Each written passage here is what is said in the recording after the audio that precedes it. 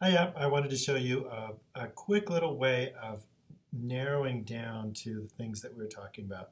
In this particular example, we were looking at marriage and some of the problems and how those problems are measured and things like that. How do you find those things? I want to show you a cool little trick that might work, might not. So we're going to go to that social work abstracts again. Okay, here we go. Social work abstracts. So instead of typing in a bunch of keywords like, whoops, that's not the one I wanted. I wanted the ProQuest one, sorry. Social services abstracts.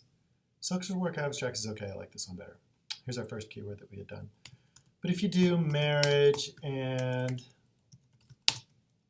problems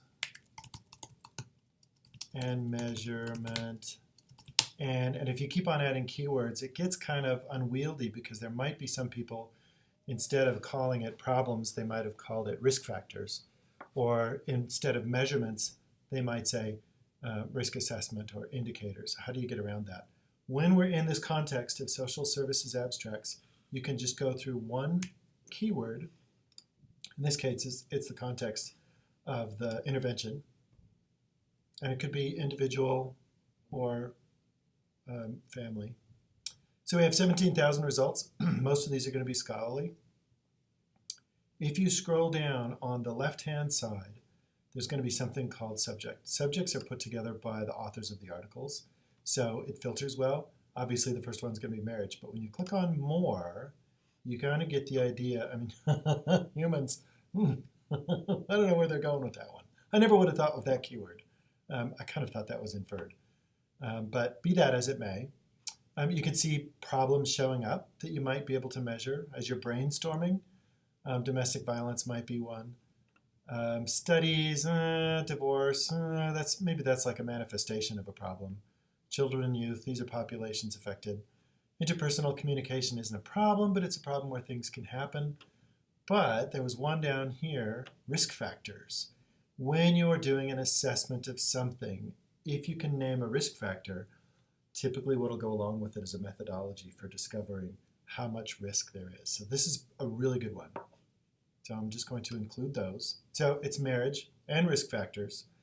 If you go down and through the whole list, though, whenever you're looking at this, there's other ways of looking at it. So here's a family therapy one. Family therapy might talk about case studies where somebody went out and worked with married couples, and they did an intervention, and they talked about the effectiveness of it. That might be a good one to go into as well.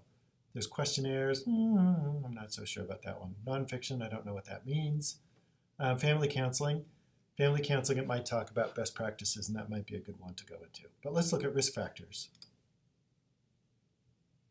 It's good. So we had 17,000 articles, and now it's going to narrow it down significantly.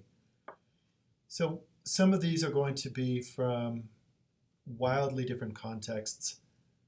You get to decide whether you use them or not. When you're looking in scholarship, it's okay if something is peer-reviewed and it's using evidence-based research, even if it's in a different country. So don't be put off if it's not in our particular context.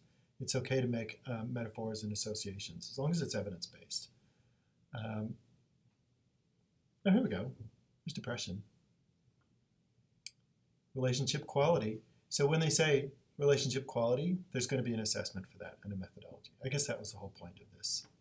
But that's how you find that. You find it under subjects.